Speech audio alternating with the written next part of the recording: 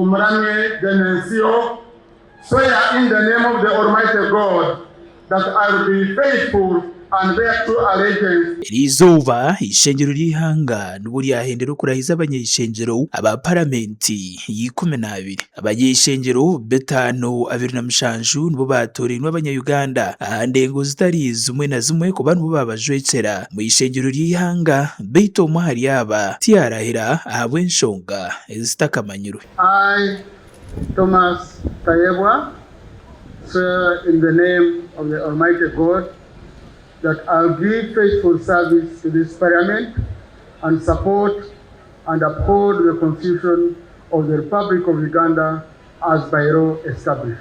So help me God.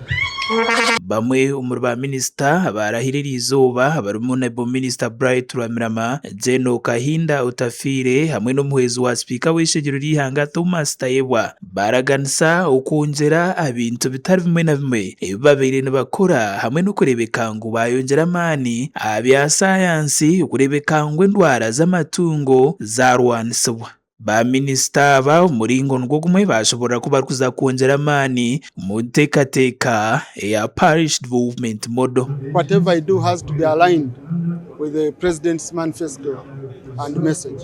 He has declared this Kisanja no sleep.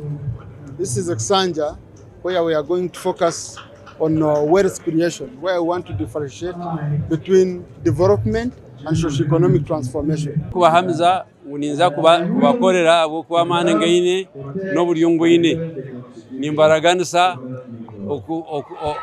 okutabahemura kandi nimbaraganisa guma nimbashura. Munyabakuru witu yagambaho n'abandi banyeshengero abarahirira izuba bwanyuma yo kutere birahiro byabo kandi aba nabo bashobora uko barukuza kutanditsira bizibu ebiru kuteganitse biceka byabo.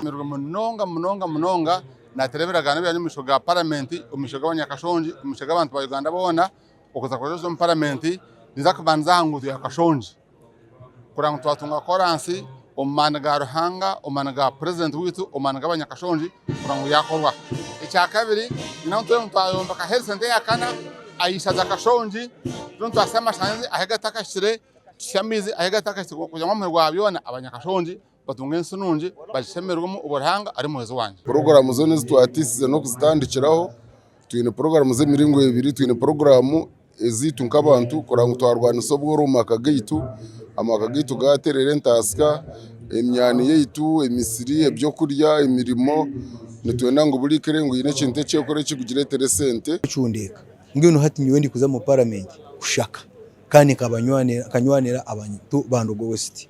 Ecya kabiri twenda ko ibiragiro ibiragasha umuntu wenyuma. Abandi banyeshengero bagamba n'ahashonga yo kurwanisa ubushomankuzi umbiceka byabo kanyo buzimanikaza gasara eceka cyo witu ahakuba ni manyangu nimpikayo kandi rakari ninza kugezaho rihiceyoje kurenga twatungo buhereza ubwenguto nunji ubw'amashanyarazi ubw'ameizi ubwegese ibyamagara byona kureba ngo ekiri kubasika kajara tekwisha kumaharubavu kwa mnonga omulingo gwo mutano okureba ngo president weitu Nyamurungi ayehireyo okurwanisa oburirwe bwenguzi kandi agizire ngo Kisanja tikiri cyo kubyama nabwo eco twehireyo okureba ngo twakwatanisa hamwe twareba ngo twabyama kureka ecanga cyitu cya Rukunjiri Uganda yitu twakisaho obuhereza obwe ruhanga alyo muwezi wetu. President atire slogan nunji Munonga Kisanja akuna muchezo mbwe nitaro kubyama kwagizire mu Kisanja no sleep tu azengu Kisanja no corruption kandi mbwe nyowe byo nibinkora ampira kazano kanje asindikiro orotami nagwera kimwe so tasimbrobo nazisingiro kubugana coordinators banje. Abanyakabale nkoku natwire ndabagambira ndi mu campaigns zanze kugira ngo ninyenda okutamani omuvillage omubibina ebyahacyaro ebibina byacyaro kubita mamani omubyo buhinzi kandi no mubyemyoga kandi no kutungura entaranta zeminyeto ezabana bitu kugira ngo zibase kugira ekizagasha ombiro byo mumisho zibase okuleta akasente omunshahu ati narahira ngenda